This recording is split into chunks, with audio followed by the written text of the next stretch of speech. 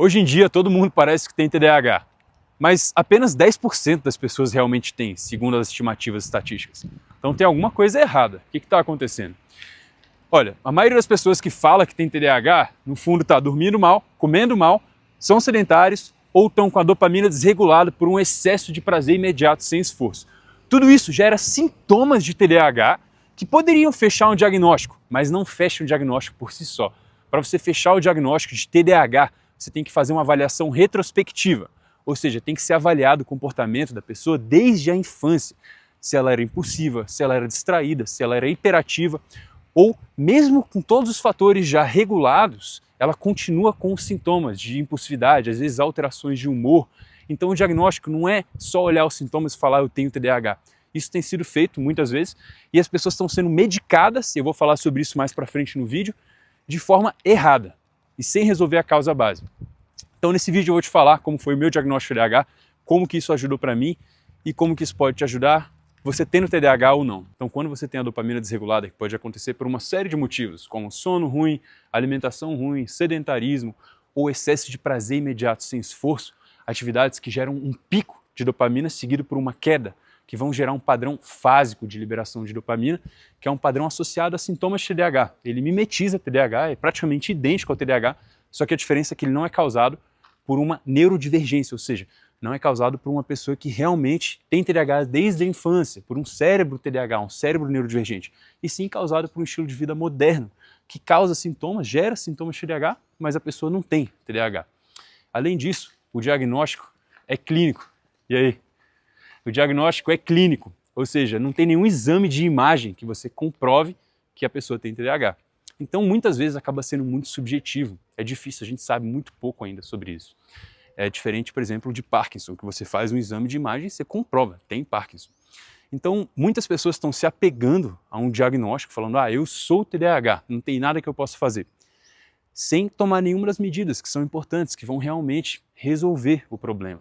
E aí as pessoas falam, TDAH não tem cura. Não vou nem entrar nesse mérito, se tem cura ou não. A questão é, você está fazendo todo o possível para tentar minimizar, mitigar os danos do TDAH, ou seja, regulando sono, alimentação, exercício, prazeres imediatos sem esforço, tempo de tela, tempo de descanso, tempo de natureza, NSDR, Yoga Nidra, que eu já falei aqui, que é a prática de descompressão, você ficar sem nenhum estímulo sensorial, a gente é bombardeado por estímulos sensoriais toda hora e todo lugar. Você está fazendo tudo isso? Ou você só está falando, eu sou TDAH, TDAH não tem cura, pronto, eu sou assim mesmo. Então, quando eu fui diagnosticado com TDAH, fui avaliar desde a infância. Na infância, na escola, eu era muito distraído, tinha muita dificuldade com regras. Então, várias vezes a professora falava, olha, ele está no mundo da lua, está extremamente distraído.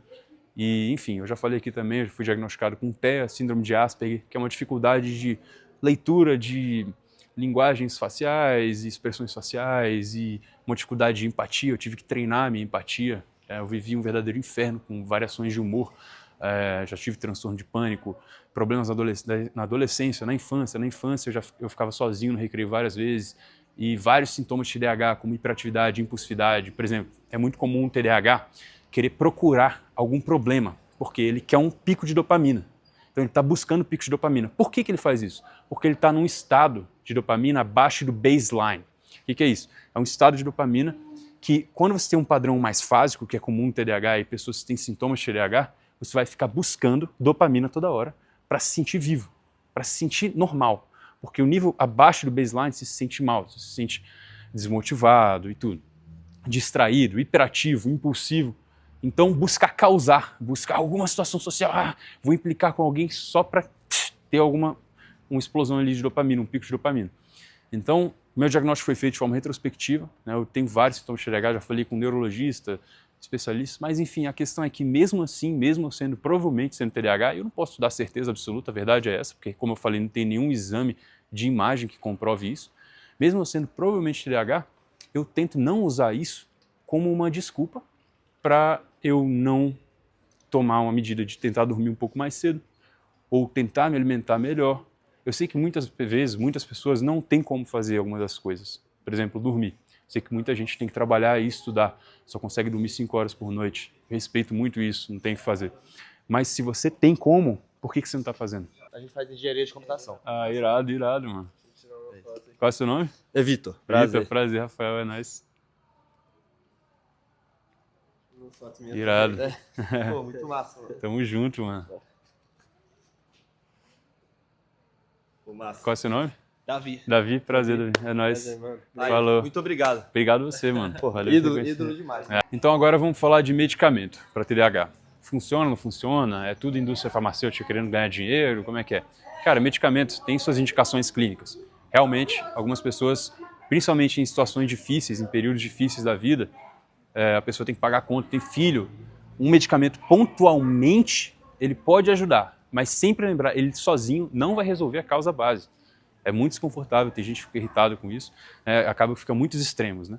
Ou é um extremo, é tudo indústria farmacêutica querendo enganar, ganhar dinheiro, e o outro, não, tem que tomar medicamento. Então, quando eu fui diagnosticado com TDAH, queriam me passar medicamento todos os dias, inclusive final de semana. Então, eu tinha essa nova identidade, que era com o Venvanse. Então, eu tomava Venvanse, eu ficava extremamente focado, de fato, só que aí entra uma questão, você está cada vez mais desenvolvendo uma certa dependência àquilo.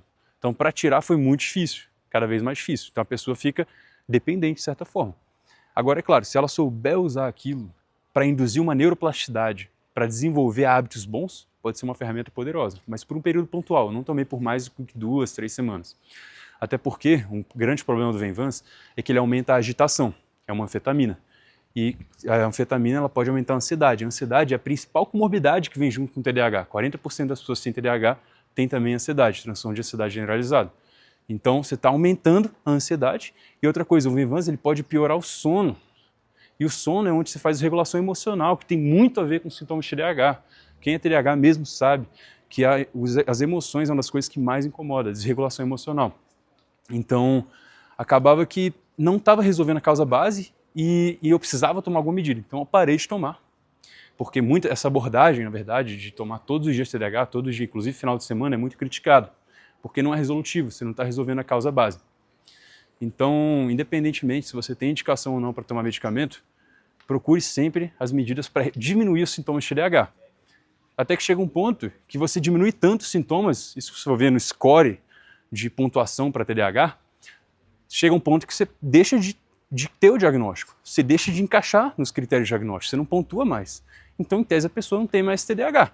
Agora, é claro, como o diagnóstico também é retrospectivo, ela é uma pessoa com transtorno de déficit de atenção, hiperatividade, mas ela não tem mais os sintomas. Aí sim, mano, tamo junto, valeu. Vamos aparecer no vídeo do YouTube aí, sobre TDAH. Então a verdade sobre o TDAH é que muitas pessoas se prendem a uma identidade de TDAH, eu mesmo já fiz isso, como uma desculpa muitas vezes. Às vezes para dar um coice numa pessoa, ou para chegar atrasado, para ter uma falsa percepção de tempo, ou para ter uma paralisia de escolha e ser muito indeciso. Eu sofro com isso, eu vivo isso, eu sei como é, e faz parte. Se você é TDAH mesmo, você vive isso, faz parte. Só que tenta não usar isso como desculpa, sabe? A verdade é que você é muito mais que um diagnóstico. TDAH existe, mas tome medidas para melhorar a sua qualidade de vida. Use o diagnóstico a seu favor. Use o diagnóstico para ajudar a se entender e saber os seus pontos fracos e seus pontos fortes também. Porque o TDAH ele tem uma lateralidade de pensamento maior. Essa distração do TDAH faz com que ele também consiga ir em mais extremos, ter mais ideias e usar mais, lateralidade de pensamento. Então, se você souber usar isso a seu favor, você vai entender que, de certa forma, essa neurodivergência ela pode ser um superpoder, no ambiente certo, na hora certa e tomando as medidas certas. Mas não usar isso como uma desculpa. TDAH existe, mas você é muito mais que um diagnóstico. Mais foco, menos ansiedade.